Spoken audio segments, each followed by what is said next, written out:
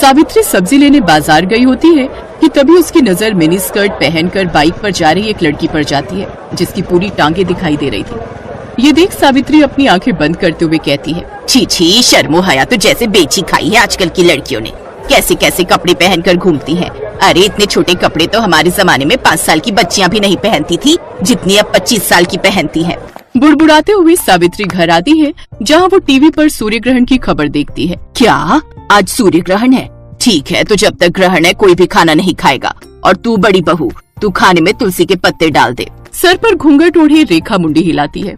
कुछ देर बाद सूर्य ग्रहण लग जाता है। तभी रेखा का पति ऑफिस से थका हारा घर आता है और फ्रिज में से ब्रेड जैम लगाकर खाने लगता है। ये देख सावित्री गुस्से में चिल्लाते हुए कहती है, हे राम, कर दिया ना अपशगुन। भला ग्रहण में कौन खाना खाता है? क्या माँ, अब भूख लग रही है तो कुछ खाओ भी ना क्या?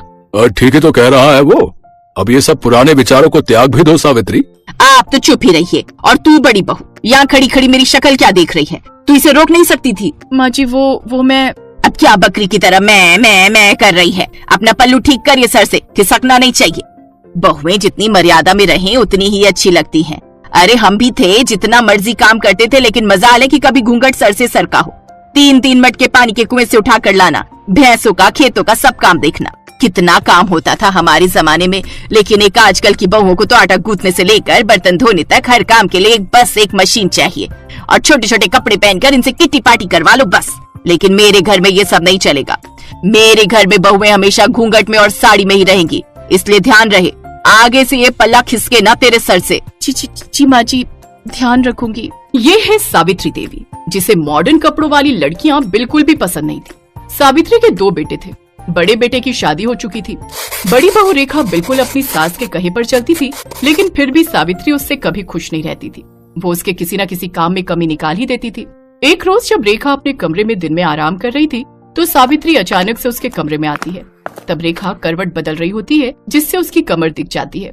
ये देख सावित्री जोर से चिल्लाती है, छी छी छी छी छी छी छी, बस इसी बात का डर था मुझे। सारी शर्मो हया बेच खाई है।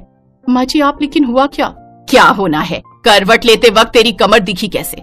आज के बाद ऐसा हुआ ना तो अच्छा नहीं होगा बहू। और इस तरह बंदिशों में रेखा ने अपनी शादी का पूरा 1 साल काट लिया। और उसकी फर्स्ट एनिवर्सरी पर उसका देवर राहुल दिल्ली से कानपुर आता। भाभी, मुझे ना आप सबको कुछ बताना था, तो मुझे लगा इससे अच्छा दिन भला क्या ही होगा। वो मेरे ऑफिस में मेरे साथ संध्या काम करती है, अच्छे परिवार से है, अच्छा कमाती भी है, और मैं उससे शादी करना चाहता हूँ। मतलब लव मैरिज? हाँ माँ, लव मैरिज। क्यों, कोई प्रॉब्लम है? नहीं, मुझे भला क्या दिक्कत होगी। तुझे पसंद है लड़की तो फिर हमें भी पसंद है। ये सावित्री का सिद्धांत भी समझ नहीं आता। जो डरता है तो उसे और डराती है, और जो सुनता ही नहीं उसकी बात झट से मान जाती है। चुप करिए जी। अब उस शहरी लड़की के पीछे अपने बेटे को तो नहीं खो सकती ना, कहीं उसके लिए सब छोड़कर ही चला गया तो। इसीलिए तो चुपचाप इस शादी के लिए हाँ कर दी। एक बार घर में आ गई तो फिर रेखा और उसमें कोई फर्क नहीं कर पाएंगे। सावित्री अपने छोटे बेटे की शादी के लिए मान जाती है। वो 1 महीने बाद दोनों की शादी करवा देते हैं। शादी के बाद दिल्ली से कानपुर कार में आते आते भारी भरकम लहंगे में संध्या काफी थक जाती है और वो एक जगह होटल के पास गाड़ी रुकवाती है। ड्राइवर, गाड़ी रोको, मुझसे अब और ये नहीं पहना जा रहा, ये भारी भरकम लहंगा। राहुल तुम यही रुको, मैं अभी चेंज करके आती हूँ। कुछ देर बाद गाड़ी आकर उसके ससुराल रुकती है। फिर पीछे से संध्या स्कर्ट और टॉप पहनकर सर पर शादी का दुपट्टा लिए निकलती है। संध्या को इस रूप में देखकर सभी हैरान रह जाते हैं। राहुल बेटा, ये सब बेटा 2 जोड़ी में लड़की मांगी थी, इसका मतलब ये नहीं कि ये सचमुच ही 2 जोड़ी में आ जाएगी। वो माँ, दूर का सफर था ना, और इसने लौटते वक्त लहंगे पर ही वोमिट कर दी, इसीलिए जो इसके हाथ में लगा इसने पहन लिया। ये राहुल का बच्चा झूठ क्यों बोल रहा है? चलो संध्या, माँ के पाँव छुओ। हैं? अरे नहीं, तुम रहने दो। अगर तुम झुकी तो न जाने क्या क्या झुक जाएगा। ओह थैंक्स। वैसे मैं खुद झुकने के मूड में नहीं थी। वो क्या है ना, मैं बहुत थक चुकी हूँ। वैसे माँ जी, हमारा बेडरूम कहाँ है? वो क्या है ना, मैं पहले बाथ शावर लेना चाहती हूँ। और राहुल डार्लिंग, तुम ना प्लीज मुझे बॉडी मसाज दे देना। आज सचमुच मुझे बहुत थकावट है। बताओ ना माँ जी, बेडरूम कहाँ है? संध्या, बस 2 मिनट, माँ गृह प्रवेश कर ले।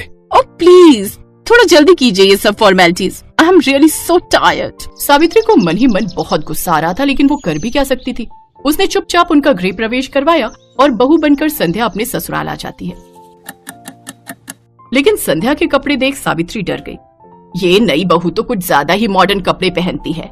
अरे पढ़ी लिखी नौकरी वाली है तो क्या हुआ, सर पर नाचेगी, जो मर्जी रुमाल जितने कपड़े पहनेगी।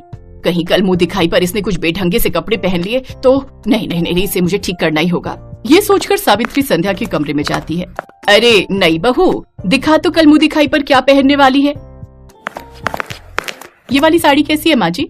अच्छी है, लेकिन काला रंग, शादी के बाद ये सब रंग ना कुछ अच्छे नहीं लगते। और वैसे भी ये सिर्फ ब्लैक नहीं है, देखो इसके बॉर्डर पर रेड कलर भी है। जो भी हो, लेकिन तू ऐसी साड़ी नहीं पहनेगी। चल अब मुझे अपनी साड़ियाँ दिखा, मैं बताती हूँ तुझे कौन सी पहननी है। संध्या सावित्री को अपनी सभी साड़ियाँ दिखाती है, जिसमें से गुलाबी रंग की साड़ी देख सावित्री कहती है, हाँ ये वाली, ये अच्छी रहेगी, इसे ही पहन तू। जी माँ जी। शादी के तुरंत बाद सास का ऐसा बदलता रवैया देख संध्या हैरान थी। सावित्री ने संध्या की साड़ी तो देख ली, लेकिन वो ये नहीं जानती थी कि उसका ब्लाउज कितना हॉट बना है। शाम को मुंह दिखाई पर संध्या वो गुलाबी साड़ी हॉट ब्लाउज के साथ पहनती है। ये देख सावित्री उसकी साड़ी अच्छे से बांधती है। अरे बहू, ये सर पर पल्ला कर ले, सब मेहमान आएंगे ना तो उनके सामने यूं सर ढके घूमना अच्छा नहीं लगता। संध्या साड़ी पहनकर सर पर घूंघट रखकर बाहर आती है। ये देख मोहल्ले की औरतें बात करती हैं। मान गए सावित्री तुझे, मुझे तो लगा था कि ये मुंह दिखाई पर भी मिनी स्कर्ट पहन कर आएगी, लेकिन तूने तो एक दिन में इसे साड़ी पहनना और घूंघट रखना भी सिखा दिया। अरे मेरा नाम सावित्री है, सावित्री। अच्छा संध्या बहू, चल अब इन सबके पांव छूकर आशीर्वाद लो। सावित्री सबके पांव छूकर आशीर्वाद लेती है, लेकिन संध्या ये नहीं जानती थी कि उसकी सास किस खेत की मूली है। एक बार जो उसने साड़ी पहन ली तो फिर वेस्टर्न कपड़ों का नंबर तो कभी आने वाला है ही नहीं। अगले दिन उन सबको मंदिर जाना था, इसलिए रात को ही संध्या अपनी सास से जाकर पूछती है कि कल उसे क्या पहनना चाहिए। तुझे क्या पहनना है क्या नहीं ये सब तो बाद की बात है, लेकिन तू इस नाइट ड्रेस में बाहर कैसे आ गई? हमारे घर में ये सब नहीं चलता। लेकिन राहुल ने तो मुझसे कहा था कि मैं जो मर्जी पहन सकती हूँ। अरे उसे क्या पता इन सब के बारे में, रहा भी है वो इस घर में, बचपन से तो पहले पढ़ाई के लिए हॉस्टल में और फिर नौकरी के चक्कर में बाहर। तू उसकी बीवी है पर बहू मेरी है और इस घर में मेरी ही चलती है। संध्या उदास हो जाती है और वो अपने कमरे में चली जाती है। उसे उदास देख उसकी जेठानी भी उसके पीछे पीछे उसके कमरे में चली जाती है। उदास मत हो संध्या, इस घर का नाम ऐसे ही सावित्री निवास नहीं पड़ा है, यहाँ बस माँ जी की ही चलती है। उनसे पूछे बिना तो मैं खाना तक नहीं बना सकती, तो कपड़े तो दूर की बात है। अब कपड़े चेंज करके साड़ी पहन लो और किचन में आ जाओ। मुझे नहीं लगता अब वो तुम्हें कभी भी वेस्टर्न ड्रेसेस पहनने देंगी। ऐसे कैसे नहीं पहन सकती? अब तो बस हफ्ता भर में ये साड़ी पहनूंगी, उसके बाद बिल्कुल नहीं। एक हफ्ते बाद राहुल संध्या के साथ हनीमून ट्रिप प्लान करता है। सच में संध्या बहुत मजा आएगा, कश्मीर सच में बहुत खूबसूरत है। अच्छा अब तुम पैकिंग कर लो। संध्या अपनी पैकिंग कर लेती है। फिर जब ये बात सावित्री को पता चलती है तो वो संध्या के पास आती है। अच्छा, कश्मीर जाने की तैयारी हो रही है, दिखा तो तूने क्या क्या रखा है वहाँ पहनने के लिए। वो क्या है ना, ध्यान रखना पड़ता है, कहीं तूने छोटे छोटे कपड़े रख लिए और तुझे सर्दी लग गई तो। वो तो मैं समझ ही गई थी कि बिना मेरे कपड़े चेक किए आप मुझे जाने कहाँ देंगी। संध्या हनीमून के लिए चली जाती है, लेकिन वो वहाँ जाकर कुछ वेस्टर्न कपड़े खरीद लेती है और अपनी ढेर सारी फोटोज लेती है। लेकिन एक रोज उसकी सास वो फोटोज देख लेती है और वो संध्या पर खूब गुस्सा होती है। लेकिन तभी वहाँ सावित्री की सास रत्ना आ जाती है, जो काफी बूढ़ी होती है, लेकिन उन्होंने भी टी शर्ट और पैजामा पहना होता है, साथ ही चश्मा भी लगाया होता है। बताओ भला क्या बुराई है इन कपड़ों में? मुझे देखो, मैं क्या इन कपड़ों में बुरी लग रही हूँ क्या? अरे जब मैं गांव में रहकर ऐसे कपड़े पहन सकती हूँ तो फिर मेरे पोते की बहू क्यों नहीं? और तू जानती है आज क्या हुआ?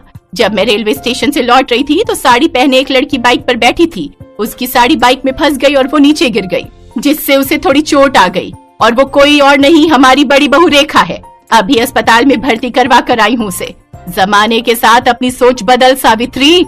ये सब बातें सुन सावित्री को अपनी गलती का एहसास होता है और अब वो कभी भी अपनी बहुओं को उनकी मर्जी के कपड़े पहनने से नहीं रोकती।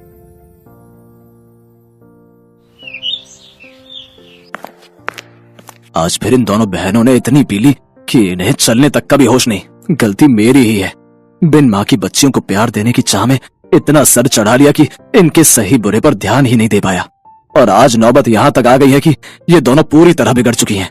अपनी दोनों जवान बेटियों की हरकतों को देखते हुए धनराज सेठ उनके लिए लड़के तलाशने शुरू कर देता है। फिर कुछ दिनों में उनकी शादी अपने बराबर के घराने में कर देता है, जहाँ उनकी सास राजरानी हाथों में आरती की थाली लिए उनका स्वागत करती है, जिसे देख सुनैना और मलाइका अपने घूंघट को हटाते हुए कहती हैं, ओफो सासू मॉम, अब ये सब तामझाम बंद भी करो। हम ससुराल आई हैं, कोई सरहद पर जंग लड़ने नहीं आई है जो आप ये सब ड्रामे कर रही हैं। ये कहकर दोनों बहनें बिना कलश गिराए ही अपने कमरे में चली जाती हैं।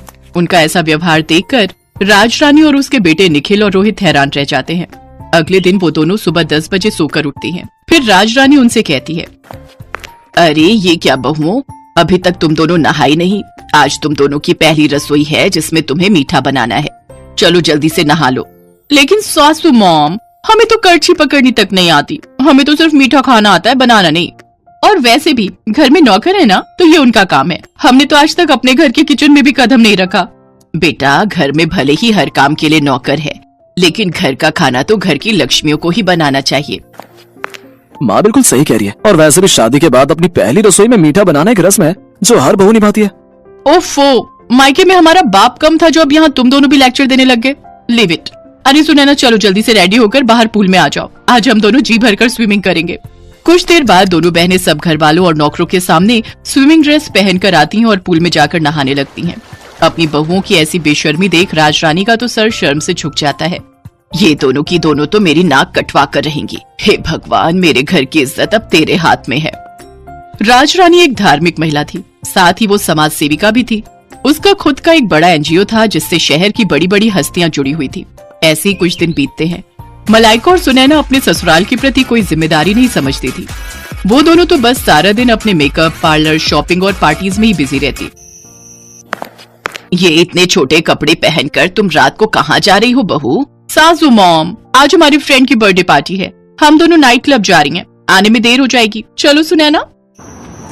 फिर दोनों शॉर्ट ड्रेस पहनकर नाइट क्लब चली जाती हैं, जहां वो खूब सिगरेट शराब पीती हैं। फिर आधी रात को कुछ लड़के उन्हें घर ड्रॉप करते हैं। दोनों लड़खड़ाती हुई अंदर आती हैं, जहां उन्हें देखकर राजरानी उनसे कहती है, ये सब क्या है? आज तो तुम दोनों ने हद ही कर दी। अरे बड़े घर की बहुओं को ये सब शोभा नहीं देता। ओ सासू मॉम, अब अपना भाषण फिर देना मत शुरू कर दो। अरे यार, यही तो हमारे जीने के दिन है। अरे हम अपनी जवानी में एंजॉय नहीं करेंगे तो क्या तुम जैसी बुढ़िया होकर एंजॉय करेंगे? हाँ। तभी निखिल और रोहित वहां आते हैं और उन दोनों को जोरदार थप्पड़ मारते हैं। ये देखकर दोनों बहनों को बहुत गुस्सा आता है और वो भी अपने पतियों के मुंह पर थप्पड़ कस देती हैं। हम आज के जमाने की लड़कियां हैं, मुंह तोड़ जवाब देना बहुत अच्छे से जानती हैं, तो ऐसी गलती फिर मत करना। फिर दोनों अपने कमरों में लड़खड़ाते हुए चली जाती हैं। ऐसे ही समय बीता। फिर एक रोज सुनैना और मलाइका अपने घर में लेटी थी तो उनके फोन पर एक मैसेज आता है जिसमें शहर के बाहर एक फार्म हाउस में रेव पार्टी का इनविटेशन होता है। Oh wow, rave party! Malaika, I am so excited यार। मैंने आज तक बस रेव पार्टीज के बारे में सुना था, लेकिन अब तो हम उसे एंजॉय भी करेंगे। ऑफ कोर्स, अगर लाइफ में हर चीज का मजा नहीं लिया तो क्या किया। We will definitely go there.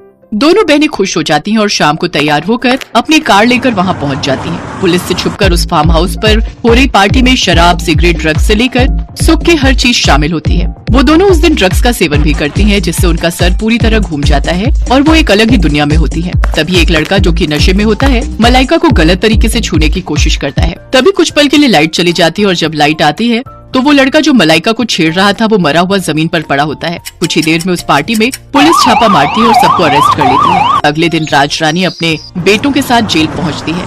सासू मॉम, निखिल, हमने सचमुच किसी का मर्डर नहीं किया, हमें बचा लो सासू मॉम, प्लीज हेल्प अस। हाँ रोहित, हमारा ट्रस्ट करो, हमें फंसाया जा रहा है। हमसे बहुत बड़ी गलती हो गई जो हम उस पार्टी में गए। आज के बाद हम कोई पार्टी नहीं करेंगे और ये सब काम सच में छोड़ देंगे। तुम दोनों को अपनी गलती का एहसास हो गया, यही काफी है।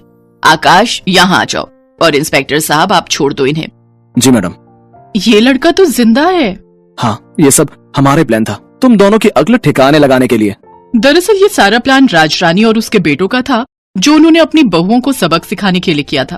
उन्होंने ही अपनी पहुंच का इस्तेमाल करते हुए इस पार्टी का आयोजन किया और ये सब ड्रामा रचा। लेकिन इससे मलाइका और सुनैना को अच्छा सबक मिला और वो दोनों अब बेशर्म से संस्कारी बहुएं बन गई, जो अपने परिवार के साथ अच्छे से अपनी गृहस्थी चलाने लगी।